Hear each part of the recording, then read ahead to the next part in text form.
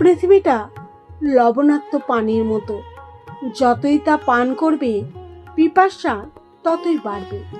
তুমি পাহাড়ের চূড়ার মতো হইও না, কারণ এতে তুমি মানুষকে ছোট দেখবে আর মানুষও তোমাকে দেখবে ছোট।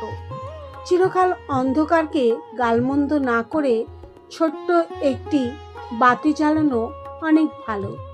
সব কিছু জানা তোমার জন্য আবশ্যক নয়, কিন্তু যা কিছু বলছো তার সবটুকু সম্পর্কে জ্ঞান থাকা আবশ্যক।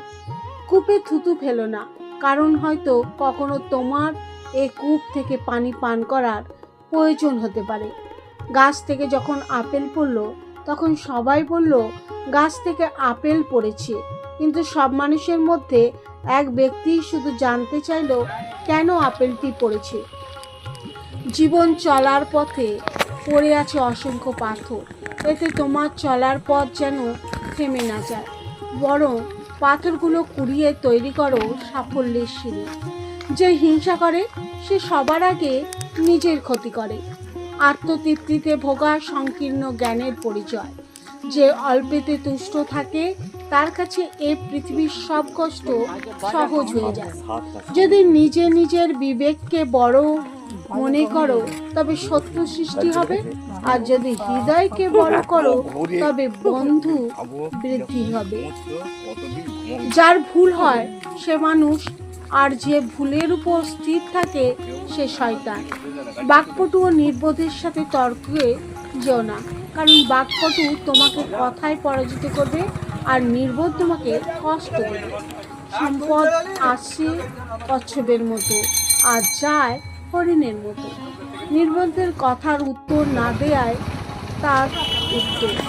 চরিত্রের কারণেই অনেক সম্মানিত ব্যক্তি সম্মান হারিয়েছে, আবার অনেক নগণ্য ব্যক্তি কুড়িয়েছে বিরাট সম্মান।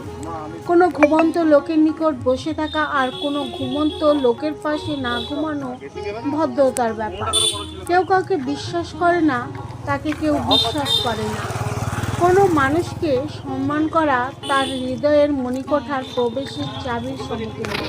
কোনো জিনিসই অতিরিক্ত হওয়া ভালো না। দুটি জিনিস ছাড়া, এক জ্ঞান, দুই ভদ্রতা। বিপদে হা হুতাশ করা আরেকটি বিপদ।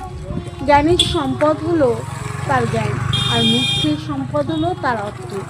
যদি বাঘের দাঁত বের হয়ে থাকতে দেখো তবে মনে করো না যে সে হাসছে। জ্ঞানী আগে চিন্তা করে পরে কথা বলে, আর নির্বোধ আগে কথা বলে পরে